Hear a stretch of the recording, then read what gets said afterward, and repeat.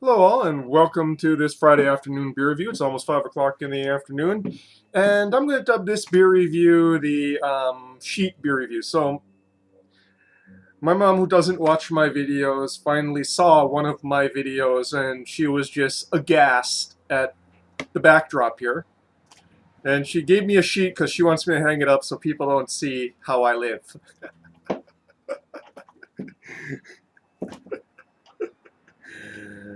Yeah, yeah.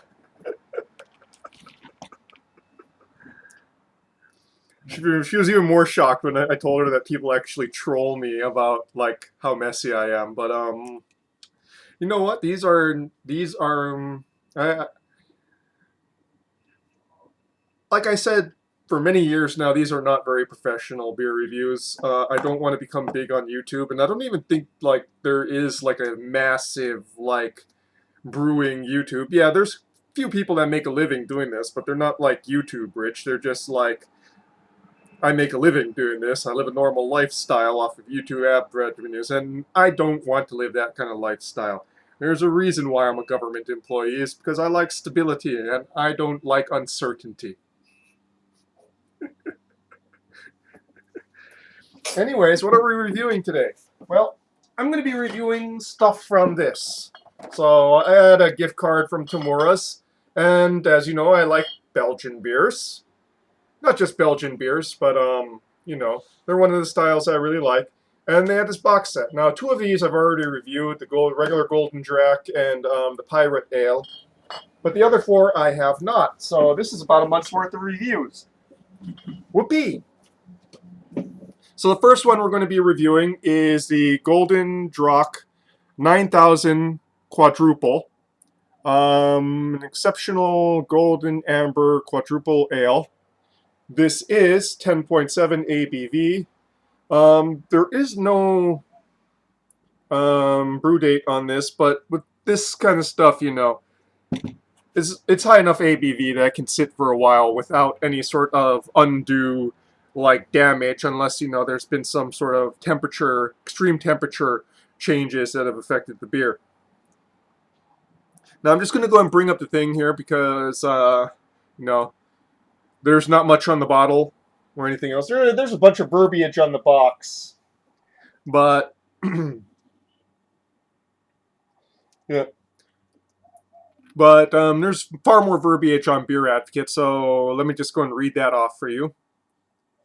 The Unsurpassed Golden Drac Classic is a dark triple of 10.5 alcohol. Okay, well, it's 10.7 in like the thing, but it says 10.5 on this. I guess it used to be 10.5. Received a strong edition after 25 years. Oh, okay, they're talking about the classic. And strong edition after 25 years of ever-growing success, the Golden Drac 9000 Quadruple. The particularly rich and complex flavor palette and full head of foam is also found in Golden Drac 9000 Quadruple. However, the sweet notes of caramel remained reserved for the Golden Drac Classic. Golden Drac Quadruple family. The new recipe is based on 4 times more the malt. On 4 times more malt gives the Golden Drac 9000 Quadruple a deep golden amber color and a slightly fruity aroma. Together with a soft and slightly sweet taste, this creates a beautifully rounded bouquet with notes of dried fruit. Like the other specialty beers from Brewery van Steenberge, Golden Drac 9000 Quadruple is a top fermented beer with secondary fermentation.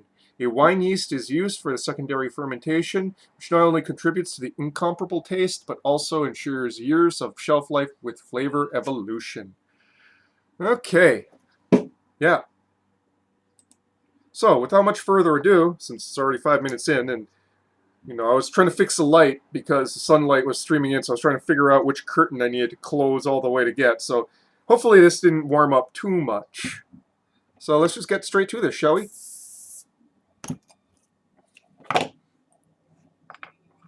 Pouring it into the goblet,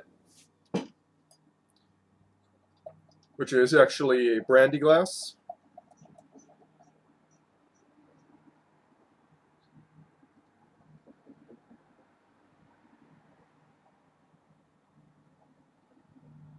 just being very careful here because I can't see where with the bottle this dark. It's yeah, okay, I'm good.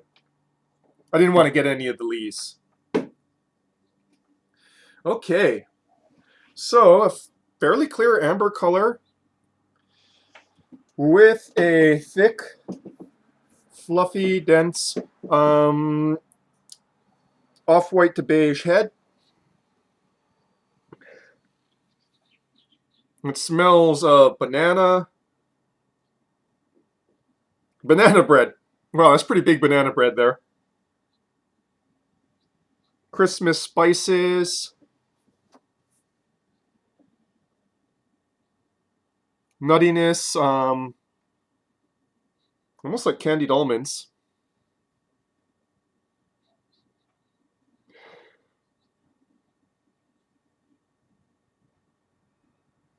Let's see here.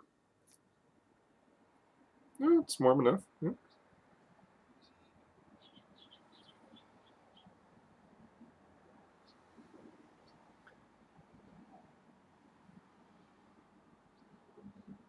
Some treacle and molasses notes as well.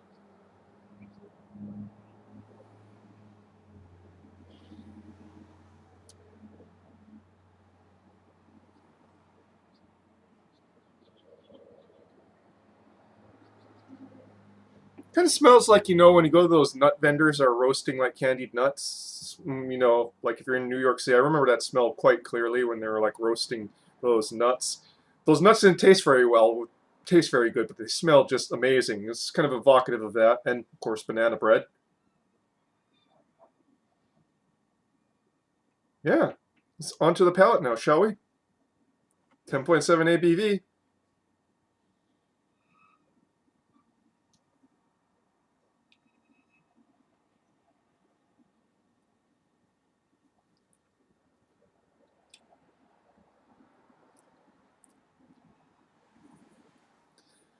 This is very rich. Unsurprisingly so, obviously.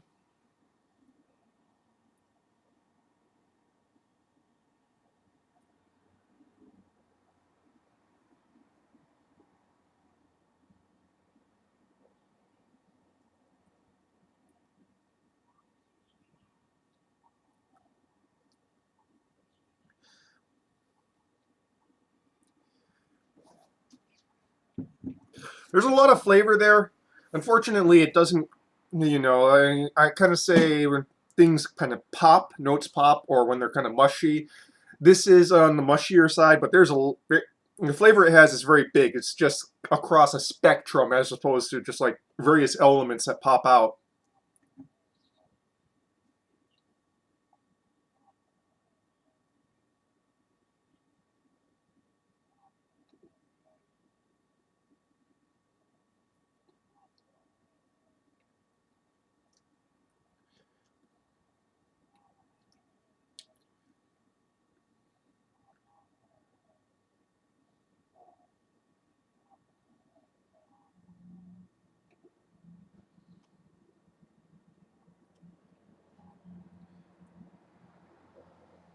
So despite the very thick chewiness of it, there's still, you know, an appreciable amount of carbonation that you feel on the tongue.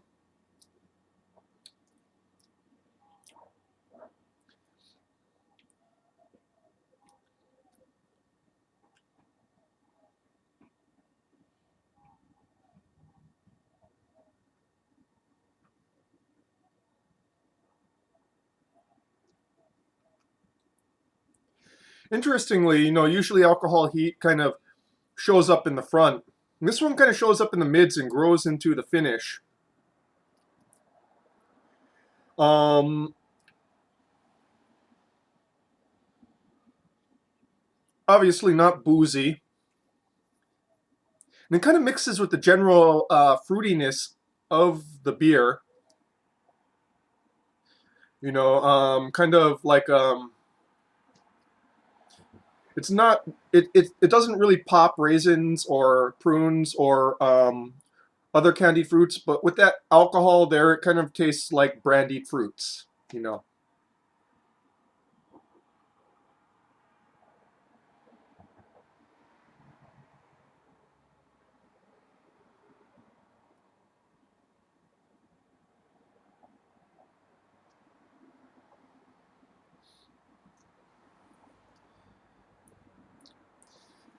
top note has kind of an evolution to it there. You know, it starts off with very much that banana bread, and it sort of moves into like baking brown bread with, you know, sort of Christmas spices. You know, the banana kind of passes after the front.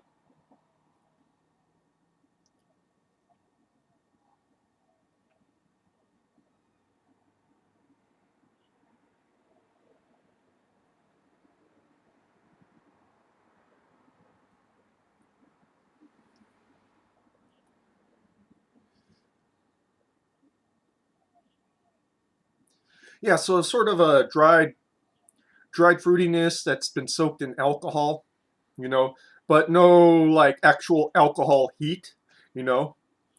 Just kind of like very evocative of, you know, like a Spanish brandy, honestly. Of course, obviously not as strong.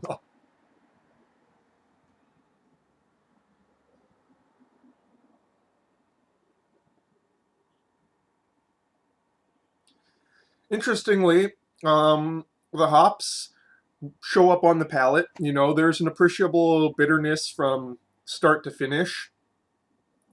You know, it's kind of a tertiary note compared to everything else, but it's actually kind of shocking that, you know, that the hop bitterness really stands out in a quad. It usually doesn't do that. I know it's usually in there, providing a certain backbone to the malts, but in this one it kind of stands on its own a little bit, which is interesting for a quad.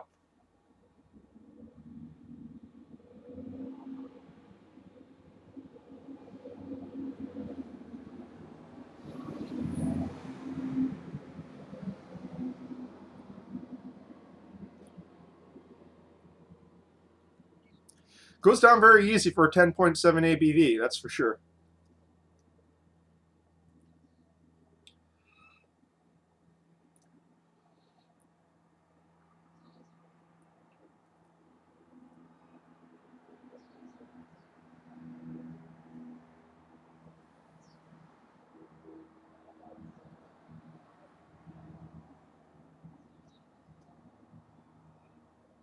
Just holding it like this so it warms up a little bit faster. Yeah. Hmm.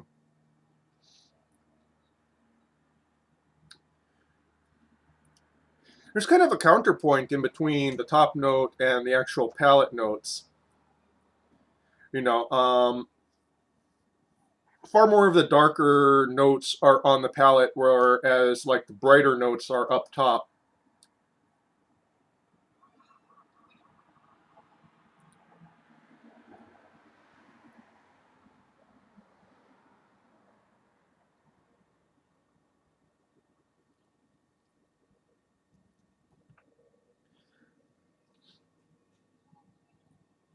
So in the end, what can I say about Golden Drac, the 9,000 quadruple? I'd say it's pretty good, you know, in the fact that in that, you know, there is quite an intense flavor, quite a thick and chewy mouthfeel. And the flavor does evolve along, you know, the palate as you're drinking it. And of course, maybe as it warms up a little bit too. Like I said, I didn't have this one too cold. It was kind of sitting out for a little bit while I was prepping, which is fine. You don't want these high ABV beers to really be all that cold when you have them.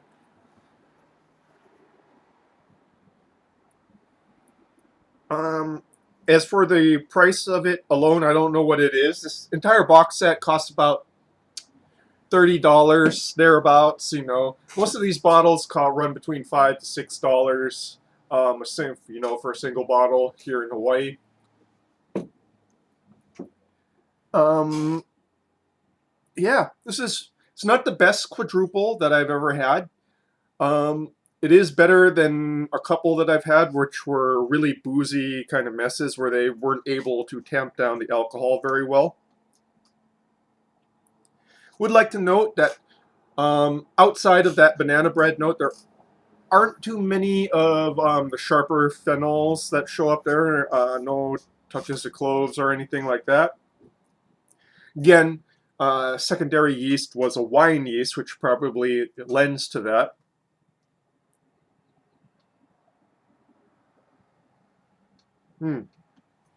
Yes, it warms up. The fruitiness in the nose is just really booming now.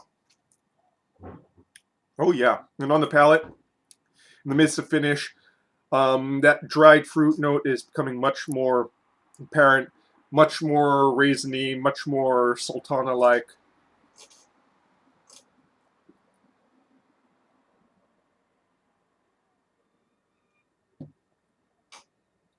All in all, very enjoyable.